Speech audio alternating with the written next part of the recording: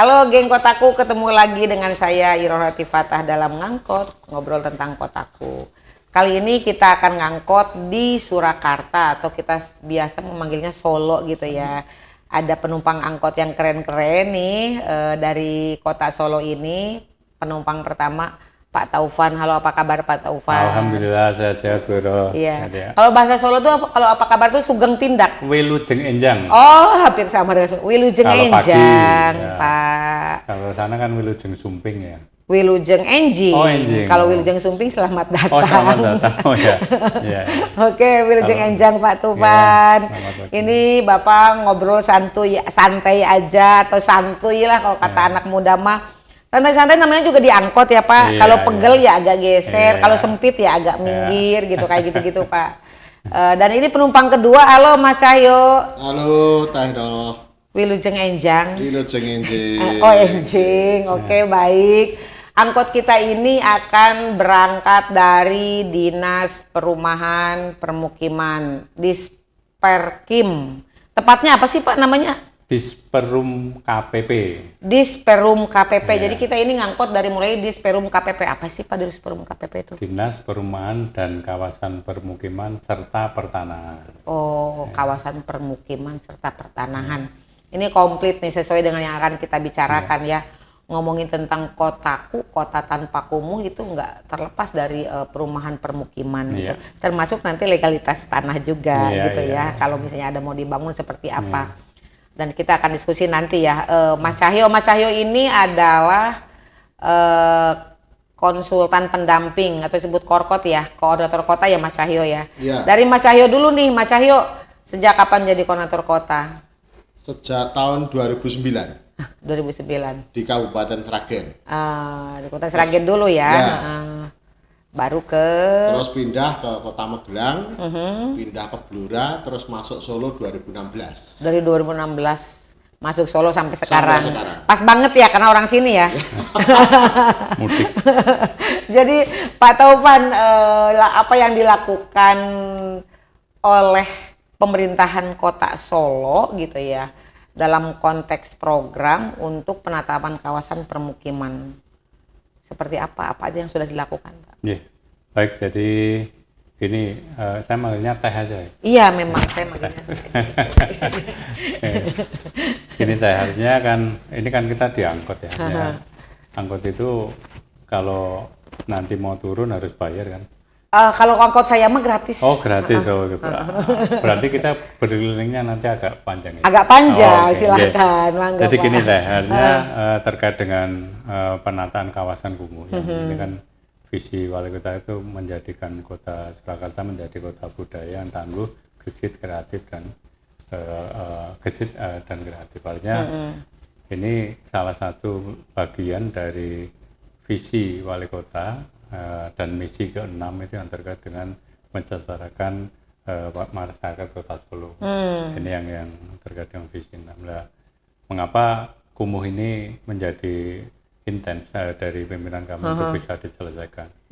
Kami dibantu Pak Cahyo ini, baik dari sisi identifikasi, dari sisi perencanaan sampai dengan pengendalian pelaksanaan. Kami sangat terima kasih, artinya kotaku perannya sangat-sangat vital ya dalam rangka untuk penataan kawasan kumuh. Kami punya kawasan kumuh itu 359 hektaran lah di tahun 2016 ya, sekitar 2016. 2021 kami dibantu kotaku tinggal menyisakan 118, artinya hampir 118 hektar lagi. Ya, sisanya seperti itu. Dan kalau progres yang kemarin kami lakukan di tahun 22 ini, insya Allah nanti juga signifikan lah, berkurang banyak. Ini kalau saya bicara peran kotaku, artinya ini juga menjadi, boleh dikatakan satu peran sentral. Artinya kami baik dari sisi program, dari sisi memadukan kebijakan dari pemerintah yang difasilitasi oleh pusat, oleh kotaku ini juga banyak. Karena tidak hanya, contohnya sekarang kami kan baru bicara pada yang intens itu pada ranah-ranah supporter ya. Ranah supporter ini kan menjadi isu yang sedep itu ya. Iya, kenapa Pak supporter isunya sedep? Ya, iya, satu artinya apa? Mereka kan bermukim pada lahan-lahan ilegal ya. Bagaimana kita akan menjadikan mereka itu terjamin dari sisi keamanan bermukimnya, Iya. bisa melakukan keberlanjutan dari kehidupannya seperti apa. Ini kan menarik. Jadi mereka itu warga kota Solo, hanya secara undang-undang juga dijamin bahwa negara itu harus hadir untuk bisa memfasilitasi teman-teman kita atau saudara-saudara kita itu. Hanya dari sisi dari squatter yang ilegal terus nanti bisa kita legalkan, itu seperti apa, itu kan menarik karena yang dihuni kan legal itu tidak hanya di sisi kepemilikan atau dari yang dikelola oleh pemerintah kota, tapi dari kementerian juga ada yang terkait BUMN ya di bantaran-bantaran sungai Bengawan Solo dan anak-anak sungainya. Ini yang nanti mengapa kita sangat berterima kasih ya terhadap Kotaku ini, karena sekali lagi sudah menjadi komitmen dari pimpinan kami untuk penyelesaian permasalahan penataan kawasan kumuh ini. Jadi kalau saya boleh katakan persentase atau progres sesuai dengan RPJMD ini sebenarnya sudah sedikit melampaui ya dari rencana RPJMD kami. Kami harus menyisakan, kalau di kami harus menyisakan sekitar 90-an 6% ya. Artinya kalau saat menyisakan ini, 96 atau sudah 96 Pak? Wah, sudah lebih. Sudah 96, berarti tinggal 4%. Ini kan ini kan 4% itu sebenarnya terhadap luasan kota ya. Luasan kota kan 46 km persegi, kalau kita hanya 359 hektar. Makanya kok masih kecil lah, kalau secara luasan ya masih 118 hektar itu. Karena kita angka penyebutnya itu terhadap luasan kota. Baik. Ini yang nanti kami sudah mencoba selalu komunikasi dengan Kotaku pada ini, mencoba beberapa yang terkait kolaborasi. Kolaborasi itu baik dari sisi kebijakan maupun penganggaran. Salah satunya kita mengkolaborasikan dalam satu kawasan itu bisa dengan anggaran pusat, provinsi, pemerintah daerah untuk pendampingan, termasuk dengan CSA.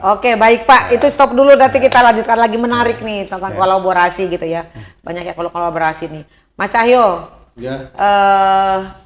tadi ceritanya banyak, ini masih ada, sudah banyak yang dilakukan penyelesaian kumuh gitu ya, terus tapi masih menyisakan kumuh. Peran pendamping Kotaku itu di dalam penyelesaian kumuh atau penanganan kumuh di Kota Surakarta itu seperti apa Mas Cahyo? Ya, terima kasih Teh Hiro. Jadi kami dari tim pendamping Kotaku, Kota Surakarta, itu jelas sesuai dengan prinsip bahwa pemerintah daerah sebagai nakoda. Jadi kami sebagai pelayan dari nakoda itu. Pelayan atau ikut jadi ABK gitu. ABK, anak buah kapal. Ya, di samping itu jelas menjadi tusi kami adalah melakukan fasilitasi, melakukan mediasi, dan juga advokasi. Jadi 3 hal itu yang menjadi tusi kami dalam melakukan dan mensupport nakoda untuk menyelesaikan permasalahan kumuh di Kota Surakarta. Jadi mitra nakoda sebenarnya ya. Lebih ke mitra nakoda gitu ya. Kalau misalnya tadi diceritakan sama Pak Taufan bahwa terbantu sekali dengan kegiatan-kegiatan yang dilakukan di tingkat kota, level kota. Ini mungkin ada kerja-kerja atau aksi-aksi yang dilakukan oleh kawan-kawan selain mediasi fasilitasi ke kota. Mungkin bagaimana mengajak warga, bagaimana mengajak pihak lain untuk membangun bersama gitu loh di Surakarta ini. Atau misalnya kasusnya yang kemarin kami baru pergi dari Semanggi Kampung Harmoni atau Mojo, apa yang dilakukan oleh kawan-kawan pendamping? Iya, jadi terima kasih Taira. Jadi kami mulai dari awal itu selalu melaksanakan yang namanya kolaborasi dengan dinas, terutama dengan Disperum KPP Kota Surakarta. Kami melakukan mulai dari persiapan, penyepakatan satu data, satu peta, itu kita sepakati bareng. Terus yang kedua, kami melakukan kegiatan perencanaan. Setelah perencanaan, kami juga melakukan pengendalian di pelaksanaan. Setelah itu kita melakukan evaluasi, dan itu kita laksanakan antara tim Kotaku dan selalu berkolaborasi dengan Pokja PKP yang saat ini konsentrasinya ada di Dinas Perum KPP Kota Surakarta. Ya, di sini di tempatnya Pak Taufan ini ya. Betul. Iya, betul. Pak Taufan, dalam dalam kerja sama dan kolaborasi ini, apa saja yang dilakukan kawan-kawan atau teman-teman tim Pokja PKP, Pak? Iya, matur nuwun Taira. Jadi Pokja PKP ini sebenarnya selain untuk mewujudkan kesejahteraan umum yang melalui beberapa program kegiatan, salah satunya peningkatan kawasan kumuh, juga menyusun dan melaksanakan kebijakan. Artinya apa-apa yang tadi disampaikan Pak Mas Cahyo ini kan betulnya kami selalu berkoordinasi terkait dengan hal yang nanti akan kami lakukan terkait penataan kawasan kumuh yang saat ini menjadi tusi dari dinas kami. Peran kami mestinya kami juga selalu update ya terkait beberapa kegiatan juga apa saja yang akan kita lakukan dalam suatu objek penataan itu ya. Dari kami pendampingan tim teknis sebenarnya ada sesuai dengan kompetensi kami ya, dari sisi hunianya, dari sisi PSU-nya terhadap 7 indikator ini sebenarnya kami lakukan pendampingan teknis. Kami juga merencanakan untuk penganggaran kegiatan. Ya, penganggaran kegiatan untuk Pokja atau untuk kegiatan di lapangan? Untuk kegiatan yang bisa kami backup untuk kegiatan di Pokja. Seperti kami umpamanya dalam satu penataan, ini perlu adanya suatu DD lah, seperti itu. Ini perlu ada kegiatan pendamping penyiapan land clearing lahan banyak. Jadi itu dianggarkan dari pemerintah. Kebijakan untuk penganggaran itu kami lakukan. Ada di tempat Bapak gitu ya, setelah Pokja mengkaji, mengusulkan gitu ya. Itu artinya dan kami selalu merujuk pada single data ya, artinya apa yang kami punya kami juga berkolaborasi selain dengan Bapeda, dengan Dinas Sosial yang terkait dengan data-data. Kalau kami punya namanya ESIK ya, untuk sistem kesejahteraan itu yang nanti kita pakai untuk data kemiskinan yang kita pakai. Jadi apa yang kami lakukan ini selain sharing dari sisi penganggaran, juga sharing melalui terkait dengan pendampingan teknis. Pendampingan teknis ya, Mas Cahyo. Selain dari ini pasti Mas Cahyo dari 2016 sampai sekarang paham banget ini apa yang sudah dilakukan oleh pemerintah daerah gitu ya.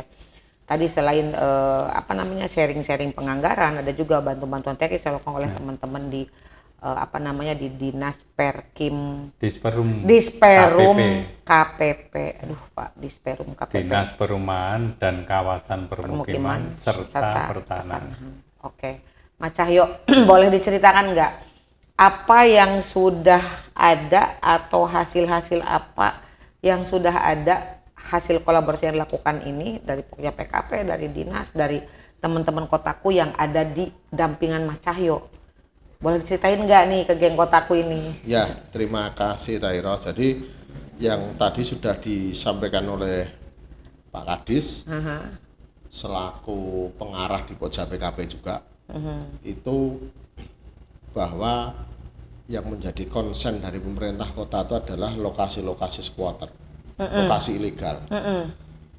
Coba dicermati, lokasi ilegal dimanapun tempatnya pasti kumuh. Tidak ada yang aman, sehat, rapi, indah, itu tidak ada. Pasti kumuh semua. Dan itu ternyata Solo bisa. Solo bisa menangani itu. Contohnya di mana? Salah satunya adalah di RW 1 Mojo yang kemarin kami kunjungi itu. Betul, itu kegiatan skala kawasan, kolaborasi antara pusat daerah, program Kotaku dan APBD kota. Kenapa menurut Mas Cahyo bisa? Karena satu, dari lokasi yang dulunya ilegal squatter, sangat kumuh sekali. Sekarang kondisinya sudah betul-betul permukiman yang sehat. Permukiman itu mulai dari jalan, dari drainase, dari sanitasi, air bersih, terus dari rumahnya, semuanya sekarang sudah layak dan masyarakatnya sehat di sana. Beda dengan yang dulu, wajahnya berubah betul. Dulu gimana? Dulu wah Dulu gimana? miris kalau Miris melihat. katanya Pak. Mirisnya gimana Pak? Ini Mas Cahyo bilangnya miris Pak. Miris artinya dari sisi tujuh indikator kumuh ya, keteraturan bangunan, kondisi kesehatan lingkungannya, drainase sosialnya memang buruk. Artinya kami tidak bisa menyentuh itu, anggaran pemerintah kan tidak bisa diintervensikan ke hal yang ilegal. Makanya ini yang menarik sebenarnya, mengapa kita bisa memfasilitasi dari ilegal menjadi legal yang secara apa ya, rohnya itu menjamin keamanan mereka bermukim itu tercapai. Dari ilegal menjadi legal pasti ada usaha-usaha yang dilakukan bersama ya Mas Cahyo. Kan tadi Mas Cahyo cerita kalau tahu dulu tuh saya kebetulan hanya lihat di fotonya ya, dikasih tahu oleh teman-teman di lapangan dulunya begini, itu sekarang kami kemarin sudah ke sana memang sudah bagus, sudah kelihatan perubahan semuanya gitu ya. Mas Cahyo bisa bercerita nggak dulunya itu seperti apa Mas Cahyo? Ya, kalau yang tadi disampaikan miris dijelaskan oleh Pak Kadis Pak Taufan itu betul-betul rumahnya itu rumah yang apa ya, merojol-merojol kalau istilah Jawanya. Jadi lubang-lubang semua karena ya gedek, terus ada yang cuma pakai sak kena angin itu habis roboh terus didirikan lagi, itu seperti itu karena mereka tidak sama sekali tidak memperhatikan, oh ini bukan tanah saya. Ini bukan lahan saya, kenapa saya harus bangun? Itu ya, itu yang. Tapi tetap tinggal di situ. Tetap tinggal di situ ya, karena apa? Punya tempat tinggal. Dia masyarakat berpenghasilan rendah semua. 100% kakak miskin, 100%, tidak ada yang tidak. Semuanya kakak miskin, maka itu yang coba dikolaborasikan dan akhirnya disulap oleh nakoda program. Oleh nakoda program, betul. Jadi lahan yang ilegal jadi legal itu berapa lama prosesnya? Wah, prosesnya saya sejak Pak Cahyo masuk ya? 2016 ya? Dari pas Pak Cahyo masuk Pak? Iya, betul. Berarti sekarang sudah hampir 6 tahun. 6 tahun. Betul. Tapi dari 6 tahun tuh proses-prosesnya pasti ada sesuatu yang apa namanya, kalau istilahnya itu tantangan, suka duka. Ada nggak apa yang dialami oleh pemerintah sendiri Pak? Jadi gini, nambahkan Pak Cahyo, kondisinya itu tidak hanya dari sisi kualitas hunian yang kumuh secara fisik. Di sana itu juga secara sosial ekonomi ya, ekonominya memang jelas ember, sosialnya kan banyak paham-paham radikal ya di sana. Ini Pak, menarik ini. Banyak paham radikal itu gimana? Ini kan ya tantangan tersulitnya ya. Itu berarti tantangan tersulit di situ justru ya, bukan sosial, bukan hanya ekonomi dan fisik ya, malah sosialnya gitu kalau ya. Kalau sampai bisa di sana bisa diatur, ini peran Kotaku luar biasa. Karena dari jempol dulu buat awal, Kotaku dan Mas Cahyo. Karena pendataan awal kan teman-teman Kotaku yang kita dampingi masuk ke sana seperti apa penjajakan ke masyarakatnya sampai dibentuk Pokja dan lain sebagainya kan dari Kotaku kan kemarin sudah mengawali seperti itu. Ada program lah kita sandingkan dengan kebijakan pemerintah kota, match lah apa sih sharing kegiatan, sharing kebijakan, sharing apanya kita atur di sana. Salahnya seperti itu. Dan gini, kami sebenarnya tidak hanya concern pada hal yang hanya kumuh dalam tanda kutip general ya. Kami juga tahun ini dengan Mas Cahyo mencoba hal-hal yang sifatnya tematik. Tematik itu lebih merujuk kepada bagaimana peningkatan suatu kawasan menjadi branded kawasan. Kita dapat dua-dua ini dapat di Kampung Tinalan. Kampung Tipes Prenggolayan. Itu produksi Shuttlecock. Dulunya itu banyak mengapa by design, ini rumah produksi ya sekaligus ini seperti apa. Lahannya nggak luas loh, hanya 20 meter loh per coupling. Tapi kita buat tipe ke 36 vertikal. Artinya itu salah satu solusi. Itu yang dibangun oleh Kota Surakarta. Dengan kerjasama dengan? Dari DAK Integrasi. Yang DAK Integrasi ya. Kan kami pendampingan sama dari Pemkot seperti apa. Dan karena anggarannya itu untuk PB itu hanya 50 juta itu kan nggak selesai secara arsitektural ya, tapi fungsi struktural dan fungsi sudah kita selesaikan melalui kita coba gaya CSR. Kemarin dari ini Pak Cahyo juga dapat dari Propan yang di Semanggi itu pengecatan. Ini sama, kemarin baru kita komunikasikan, artinya CSR bisa masuk untuk support seperti itu. Jadi itu banyak ya Pak ya, CSR lain-lain itu. Karena tadi proses-proses yang nggak sebentar ya Mas Cahyo ya. Iya. betul. Jadi Mas Cahyo itu kalau dihitung dari Mas Cahyo gabung di sini sebagai pendamping kotaku di Surakarta itu tahun 2016. Ya. Dimulai dari pendataan, merubah apa ya namanya perilaku warga ya. Ya. Yang tadi katanya tantangannya kata Pak Taufan Betul. bukan hanya soal fisik dan Betul. ekonomi. Secara sosial apa yang menjadi tantangan teman-teman pendamping Mas Cahyo? Karena tadi yang sudah disampaikan oleh beliau Pak Kadis itu bahwa di sana bisa dikatakan 60% itu banyak kelompok radikal, orang anti pemerintah. Itu terus terang memang seperti itu. Kami dan dinas dari Pokja PKP masuk ke sana itu sama sekali tidak ada tanggapan sama sekali oleh warga. Awal-awalnya itu ya. Betul. Jadi kami melakukan komunikasi itu sering kami lakukan secara informal, sambil ngobrol, jajan di warung jajak ke bakso seperti itu lebih mengena dan akhirnya sedikit demi sedikit akhirnya mereka bisa ngumpul, akhirnya bisa satu kelompok RT. Akhirnya kami bisa masuk ngobrol dan yang di situ kami bicarakan tidak harus saya menyampaikan masalah kumuh. Tapi bagaimana saya bisa diterima dulu di situ. Jadi awalnya bisa terima aja dulu gitu Betul. ya, belum nyampein programnya gitu ya. Iya, Oke. iya, dan itu yang proses sangat luar biasa, lama sekali. Jadi untuk menyadarkan warga masyarakat yang dulunya terus terang ada banyak yang anti pemerintah, tidak mau mengibarkan bendera merah putih, Iya. tapi prosesnya lama sekali dan akhirnya dia mau masuk pemerintah, baru kami masuk ke program. Oh, berapa lama itu? Ada setahun? Oh, lebih. Oh, lebih. Nah. Lebih kami melakukan komunikasi pendekatan lebih. Oke. Lebih. Dan itu yang tadi yang hasilnya itu yang udah kelihatan kemarin. Iya, betul. Kami kemarin udah ke sana dan Iya, termasuk iya. masyarakat sudah Iya. bercerita juga gitu Iya. bahwa gimana apa yang mereka rasakan itu. Ternyata malah berdampak terhadap kepercayaan para pihak untuk membantu melalui kolaborasi ya Pak ya Iya, tadi ya. Iya. Iya. Ya, apa saja yang sudah dikolaborasikan di lokasi-lokasi dampingan kita, Mas Ya, Cahyo? jadi banyak. Sebetulnya kan dari kegiatan kolaborasi itu tentu yang sangat prinsip itu adalah dari pusat melalui program sama dari APBD kota. Selain itu juga dari CSR. CSR. Nah, itu sebetulnya wujud dari komitmen pemerintah kota. Karena kita dulu merencanakan, jadi Pak Nakoda program Pak Wali waktu itu merencanakan lokasi bahwa itu akan ditata. Itu kita tidak tahu sama sekali. Oh, nanti mau ada program kotaku skala kawasan. Oh, jadi Kita itu nggak udah tahu. jauh hari sebelum ada kotaku. Iya, enggak tahu. Oh, Terus oke. nanti bakalnya mau ada DAK integrasi, kita enggak tahu. Nggak tahu juga. Nggak tahu. Pokoknya pemerintah membangun aja, Iya. merencanakan pembangunan di lokasi-lokasi itu Iya, gitu betul. ya. Pokoknya ini harus ada Oke. master plan, harus ada set plan, perencanaannya harus seperti ini. Itu yang selalu kita rapatkan dengan Pokja PKP di tingkat kota. Nah, itulah yang coba sedikit demi sedikit kita melakukan komunikasi ke masyarakat. Nah, kebetulan mulai 2009-2020 baru Ya kan. oh ternyata kotaku skala kawasan prosesnya seperti ini. Oh, ternyata ini ada tawaran DAK integrasi. Tapi sebelumnya kita sudah siap. Oke, itu kan kesiapan-kesiapan dari pemerintah kota itu sebenarnya membuat pihak-pihak lain melihat bahwa pemerintah kota Surakarta serius gitu ya Pak betul. membangun. Iya. Nah, ini kan tadi sama searah dengan visinya kota Pemkot ya Pak ya, pemerintahan kota.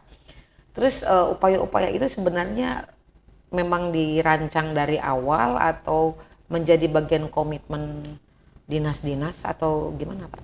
Jadi gini Cairo, kalau ceritanya kan Pak Cahyo ini kan masuk 2016, Ya. Dinas kita itu kan berdiri baru 2017. Oh, Artinya kalau di Pak Cahyo dulu baru dinas ya, Bapak artinya apa? berdiri. Enggak, saya mau Oke. matur artinya Oke. perencanaan kan sudah jauh-jauh hari, artinya sudah ada beberapa rencana kebijakan yang terkait Ya, untuk, ya. karena bagaimanapun kan ini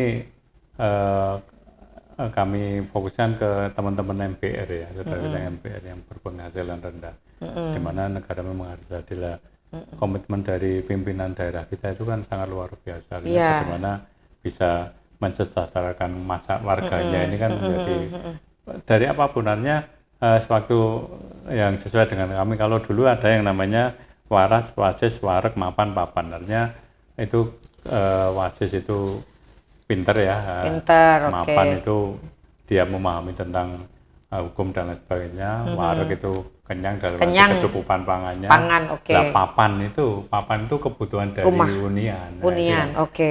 itu yang dulu sebelum Pak Gibran, artinya Pak Cahyo masuk ke sana, termasuk mapan itu dalam sisi dia mulai hukum dalamnya sadar hukum dalamnya itu mapan sebagai warga. Artinya dari situ kita masuk apa yang harus kita angkat. Artinya dari kalau kita bicara tentang keamanan bermukim untuk bisa kehidupan berkelanjutan dan hidup yang layak, ini kan tetap dari sektor ini harus kita tangan dulu. Bagaimana mereka bisa tenang ya?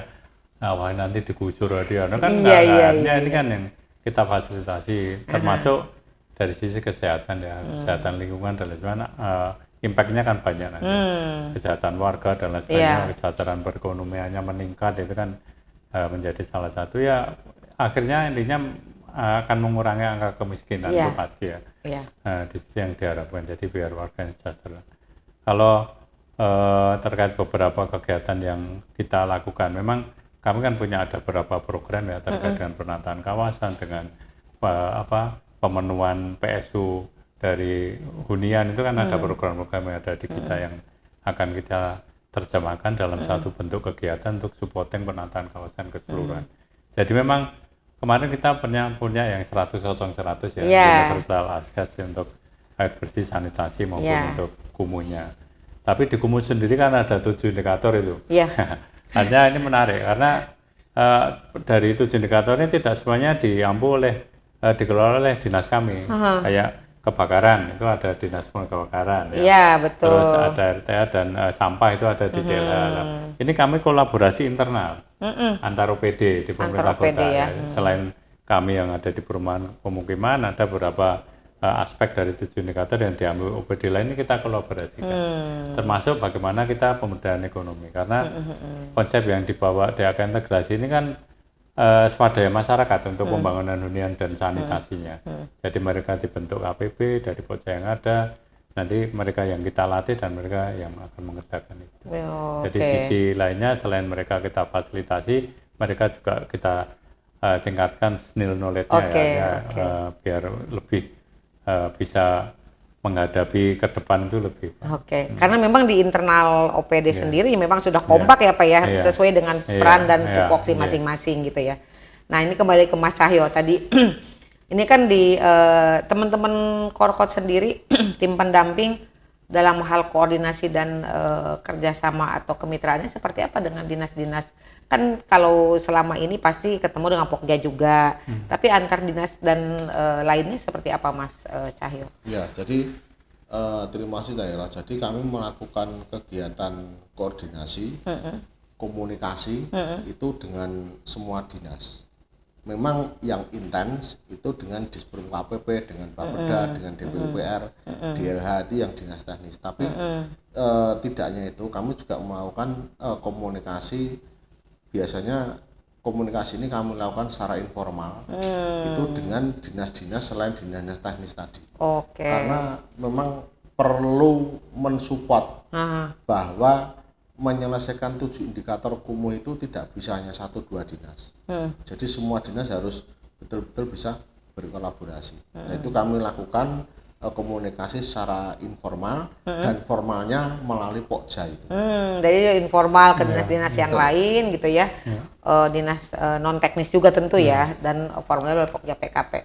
Mas Cahyo, tadi kan diceritain nih banyak banget nih kolaborasi dilakukan karena memang dari pemerintah sendiri dari awal sudah melakukan perencanaan sehingga pihak lain ketika mau kolaborasi sudah ada data gitu ya, sudah ada lapangannya juga sudah kelihatan gitu. Mas Cahyo nih. Karena tadi 2016 ngeri juga ya, 2016 beberapa tahun mendampingan mungkin di teman-teman yang lain di daerah lain juga pendamping kota di tempat lain juga memiliki tantangan yang sama tapi dengan beda, tantangannya sama penyelesaiannya berbeda karena masyarakatnya berbeda. Menurut Mas Cahyo nih ya, tantangan yang paling berat dirasakan dalam masa pendampingan di Surakarta itu apa? Seperti apa selain yang tadi loh, yang tadi. Ada lagi nggak gitu loh? Ya, terima kasih. Tadi tantangan yang paling berat kami rasakan untuk melakukan kegiatan pendampingan itu terkait dengan kurangnya kolaborasi regulasi di lembaga kementerian. Di lembaga kementerian mah di Salah pusat. satunya adalah antara SDA dengan Cipta Karya. Kita sering bertentangan dengan itu. Karena yang kita kerjakan itu adalah di lokasi-lokasinya SDA. Karena itu di bantaran ilegal semua. Iya. Dia punya regulasi, di satu sisi juga punya regulasi, tapi prinsip landasan undang-undang dasarnya sebetulnya jelas. Nah, kadang regulasi yang lebih rendah itu agak sedikit bertentangan dengan prinsip undang-undang dasar kita. Itu yang membuat kita sangat kesulitan. Iya. Gimana Pak? Menurut Bapak tanggapan Bapak? Nggak apa-apa kan Mas Wahyu ketawanya sambil buang muka gitu. Betul. Karena gimana? Gini, dari pusat tadinya ada beberapa kementerian yang mestinya ada beberapa hal yang sudah diundangkan sendiri. Waktu itu di tingkat aplikasi di bawah itu kadang memang ada benturan ya. Tapi memang itu seninya ya kalau saya. Iya. Seninya di situ ya Pak ya. Bagaimana saya contohkan gini, saya di Bantaran ya. Kita dihadapkan pada lapangan misal GSS ya, garis padan sungai di Bengawan sampai 15 meter. Tapi ternyata di sana sudah ada pembangunan parapet. Nah ini kan seninya. Makanya terus kita buat, ada nggak konversi fungsi tanggul ke parapet itu ya? Parapet kan 1 meter, badan tanggul sampai 6 meter plus 2 meter. Ini fungsinya apa? Sama-sama protek. Iya. Nah, ini kita ajukan yang namanya rekomtek, rekomendasi teknik. Dari itu, ternyata bisa disepakati yang semula 15 sekarang jadi 8 ya. Itu sisanya buat penataan. Nah, ini kan menyelesaikan permasalahan kota juga. Karena sungai itu kan melintas kota, secara administratif kota. Kalau ada hal-hal yang terkait dengan kumuh, dan itu kan kota yang bukan pengelola sungainya. Ini kan yang artinya melalui seni-seni tadi artinya bisa terpecahkan.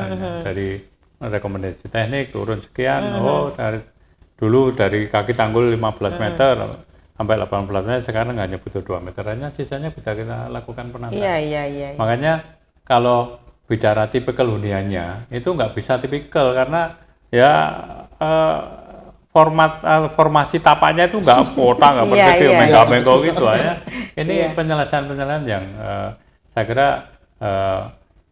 lebih banyak ke sektor tidak kalau teknis mudah ya. Non teknisnya ini yang nanti yang menjadi hal yang kalau pemahaman. Saya dapat rumah yang persegi ya, diundi dapat yang manjang itu kan kalau nggak legowo warnanya kan nggak mau juga. Iya, ini kan cara memahamkan itu ya. Nah, tantangannya di situ ya, bagaimana cara memahamkan kepada masyarakat ya. Yang non teknis malah ya Pak. Kalau yang teknis malah lebih bisa. Kan nggak begitu sulit ya. Iya. Nah ini berkaitan dengan non teknis tadi Mas Cahyo, kan kalau tadi ngomongin tentang kolaborasi tentang penataan permukiman, lalu permukiman di Mojo gitu ya, yang masyarakat dulu punya agak-agak skeptis gitu ya, tidak percaya dengan pemerintah, lalu sekarang sudah yakin percaya, lalu mereka harus dipindahkan dan lain-lain. Apakah perilaku mereka nanti di tempat baru, di rumah baru, dengan infrastruktur yang baru itu mau seperti apa? Apa mereka nanti akan berubah ke perilaku awal atau tantangan lainnya seperti apa yang harus kita lakukan oleh teman pendamping ini? Ya, terima kasih Tahira. Jadi sebenarnya yang kedua yang perlu kami sampaikan terkait dengan tantangan tadi, yaitu tantangan di pendampingan masyarakat. Pendampingan masyarakat. Ya, pendampingan masyarakat karena yang tadi sudah saya sampaikan ada sekian persen yang itu memang awalnya anti pemerintah, karena radikal, dan kita sama teman-teman kota melalui Pojab PKP kan tidak punya ilmu diradikalisasi kan, kita tidak punya karena itu wilayahnya BIN kan, tapi kita harus masuk ke situ. Nah itu yang menjadi tantangan tersendiri bagaimana untuk merubah perilaku masyarakat, pemahaman mereka akhirnya memiliki kesadaran kritis, tapi kritisnya kritis benar, tidak kritis ngawur. Pokoknya saya siap cap jempol darah seperti yang dulu. Tidak seperti itu. Nah, itu yang menjadi tantangan tersendiri, dan tentunya itu yang saat ini sudah coba dibuat regulasi oleh Mas Wali. Jadi sekarang ada peraturan wali kota tentang pencegahan kumuh. Tentang pencegahan Betul. kumuh. Yang saat ini sudah di follow up melalui Dinas Permukiman Kota Surakarta. Itu dibentuk yang namanya pokja-pokja atau antisipasi dalam rangka untuk mengantisipasi terjadinya kumuh baru. Oke. Untuk mengimplementasikan perwali itu Iya. tadi. Tadi kan ini ada kebijakan ya. Betul. Kebijakan itu untuk antisipasi terhadap kumuh baru. Iya. Tapi perilaku warga sendiri Iya. terhadap perilaku yang membuat kumuh itu seperti apa sebenarnya? Nah, tentunya dengan implementasi tadi pasti nanti di lokasi-lokasi itu kan banyak paguyuban di sana. Jadi ada pokja lah. Pokja itulah yang nanti akan bersama-sama dengan teman-teman Perkim nanti kita akan fasilitasi untuk membentuk yang namanya kelompok pemanfaat dan pemeliharaan di situ. Nah, kelompok pemeliharaan itu tentunya nanti akan buat aturan bersama. Nah, aturan bersama itu yang akan menjadi kesepakatan mereka dalam rangka untuk menjadikan bahwa kampung yang sudah terbangun itu tidak menjadi kumuh kembali. Itu upaya-upaya. Iya.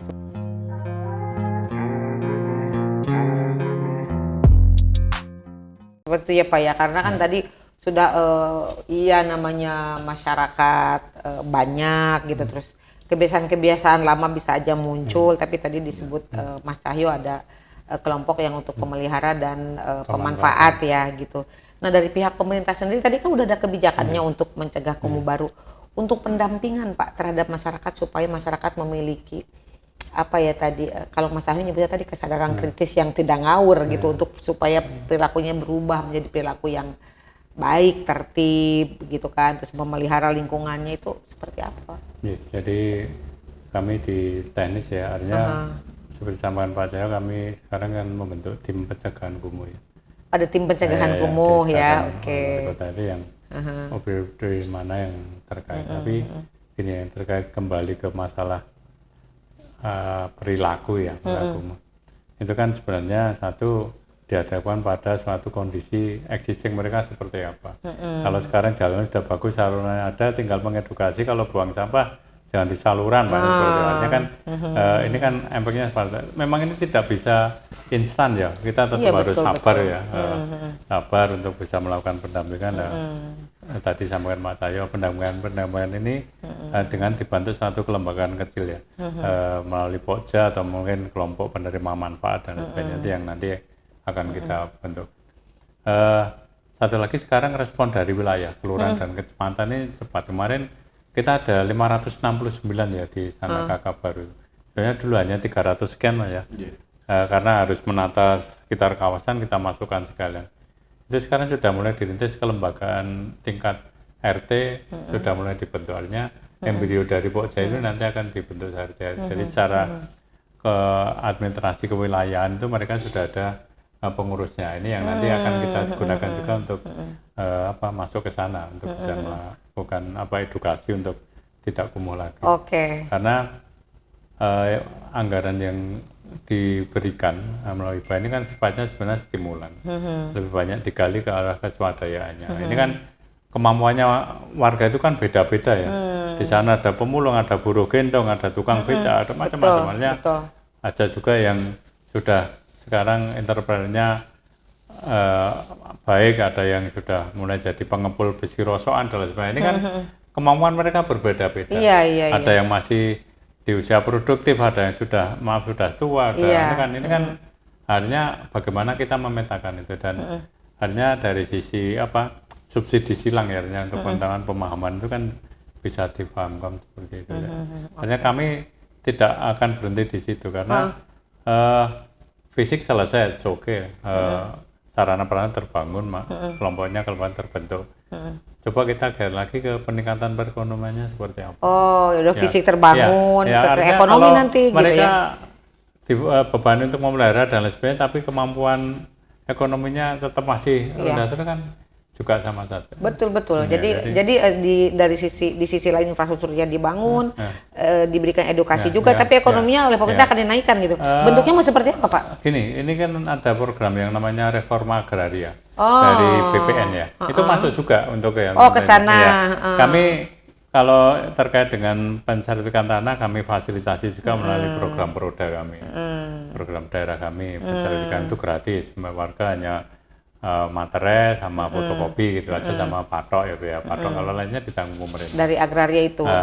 Dari BPN ini BPN. ada program reforma agraria, salah satunya pasca konstruksi ini dia ada kegiatan yang sifatnya sosial ekonomi ya, sudah masuk di sana. Oke. Nah, ya. Jadi pemerintah Kolaborasi itu sudah kegiatan tidak hanya antar OPD tapi antar kelembagaan. antar kelembagaan Ya, ya. Tadi ada dari BPN dan dalam rangka reforma agraria. Mas Cahyo, jadi kalau menurut Mas Cahyo nih, kan sudah kalau kemarin saya mohon maaf ya Pak, sudah jalan-jalan dulu tuh ke di Mojo, Semanggi gitu, yang tadi Mas Cahyo ceritain, ternyata saya baru ketelusuri itu dari 2016 prosesnya gitu ya.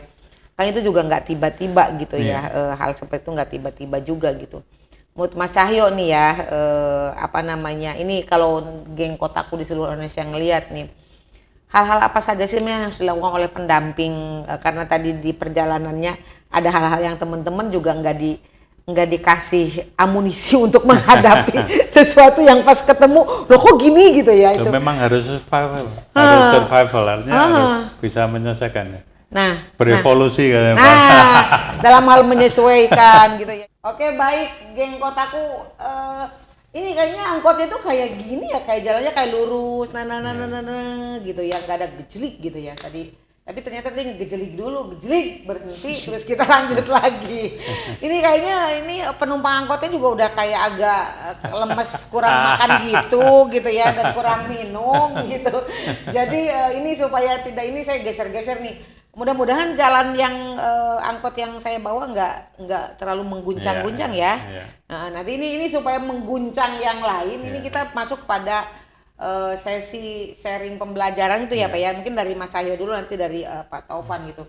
Karena ini angkot kita ini akan jalan-jalan ke seluruh Indonesia Pak gitu ya, dari Sabang sampai Merauke gitu ya. Terus ditonton oleh jutaan pemirsa ya, yang nonton YouTube ngangkot gitu. Jadi dan itu banyak juga ratusan orang korkot, dan tentu saja dinas-dinas dan pokja juga yang nanti akan melihat dan akan belajar dari kota Surakarta.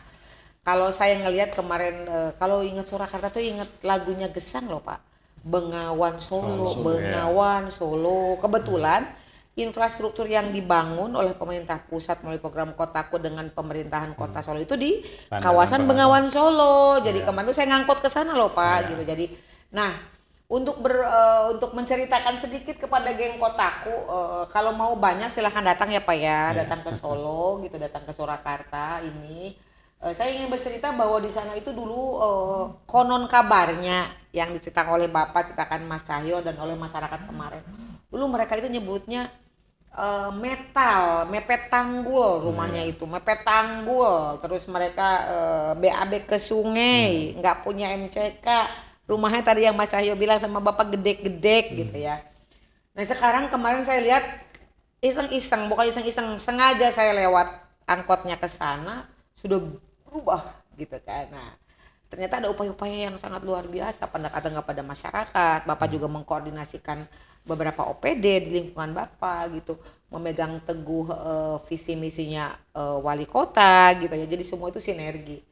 Nah Mas Cahyo harus berbagi nih ke teman-teman geng Kotaku di ngangkot ini tip dan tadi kan tantangan-tantangan sudah diceritakan banyak lah, itu baru beberapa bagian tips dan trik dan kenapa sih gitu Mas Cahyo bisa melakukan itu gitu. Terus sekarang kalau orang kan nggak, kalau saya mah lewat angkot lihat udah keren ya, kan saya nggak merasakan darah-darahnya, keringet-keringetnya Mas Cahyo gitu.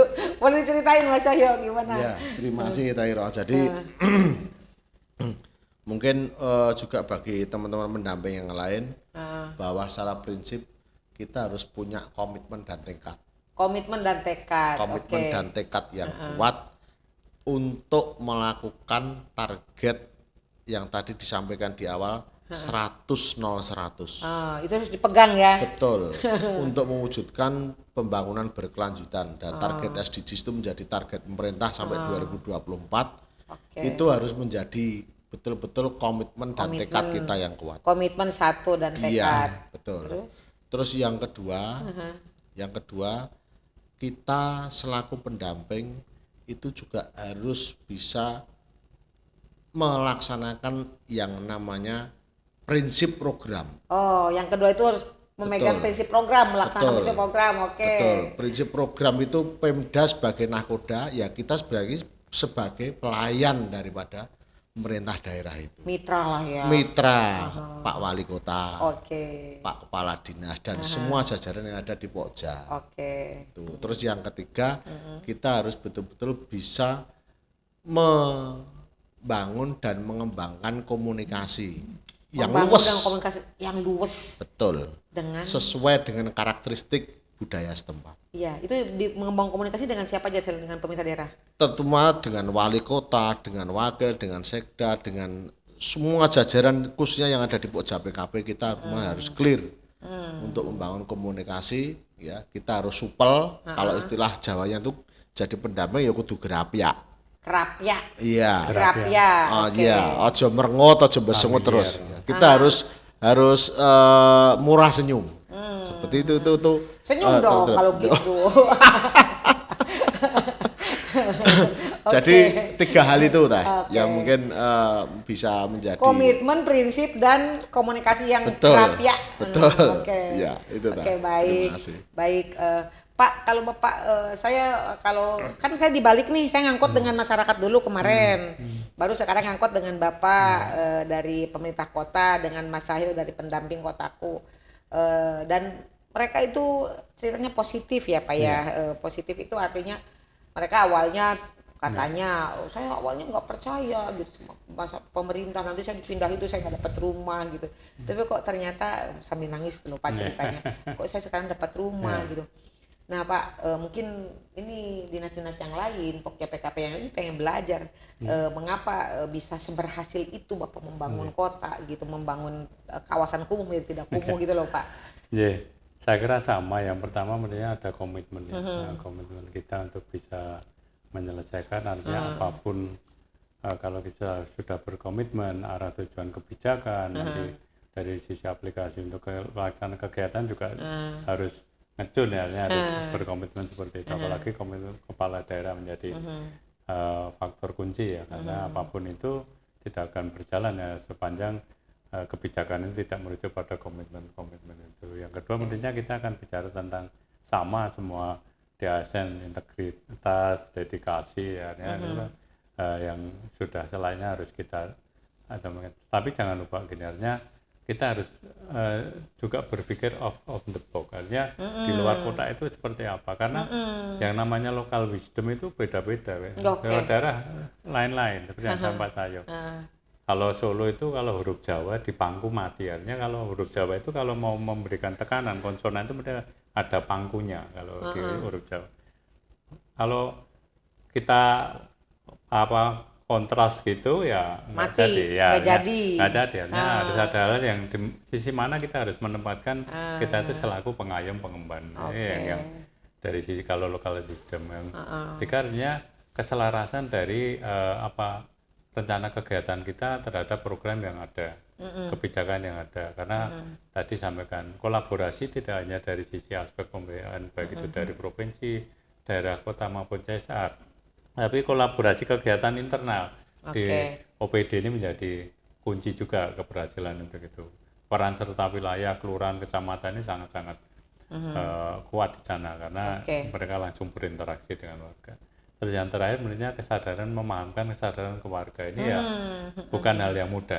Hanya pendekatan itu tidak bisa langsung given ya. Bagaimana kita jaringannya cara desain partisipatif dari awal mereka itu harus diikutkan. Kita tidak bicara keinginan banyak, tapi kita bicara tentang kebutuhan. Ini yang harus, dan sambil menggali potensi keswadayanya seperti apa. Karena kalau kita hanya menjadikan masyarakat itu objek, artinya mereka ya seperti itu. Hanya okelah diberi. Tapi kesadaran dari sisi keswadaan mereka, kesadaran untuk bisa merasa antar beni itu memiliki ya. Rasa memiliki itu ada. Jadi itu yang penting saya kira dari itu. Jadi koordinasi itu kan atas samping ya ke bawah. Akhirnya secara 360 derajat ini sebenarnya juga harus semua mengena. Oke, baik. Ya, baik, menarik ini ya.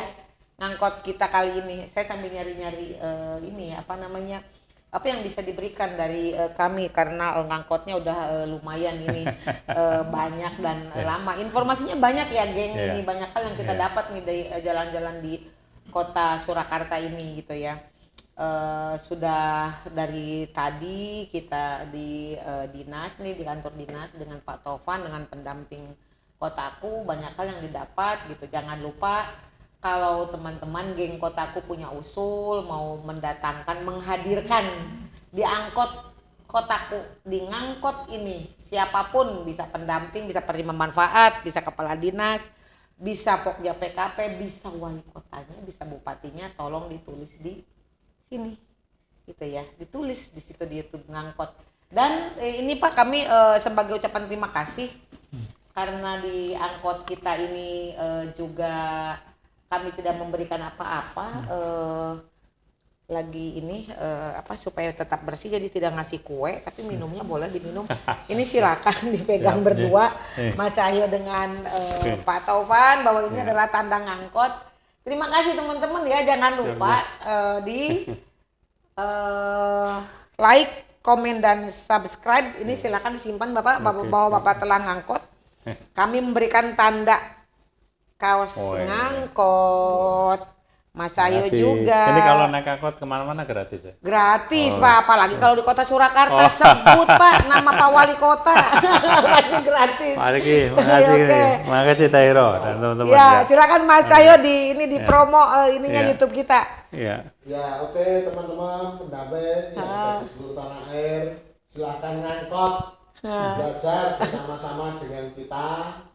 Ya, semoga sukses selalu, penanganan umum sukses. Sip. Amin. Dan tolong di subscribe, like, komen dan share. Gitu. Terima kasih ya Pak. Terima kasih teman-teman semuanya. Geng angkot, usai sudah kita di sini di angkot kita. Tunggu angkot-angkot kita selanjutnya. Terima kasih, salam sehat dan jangan lupa bahagia.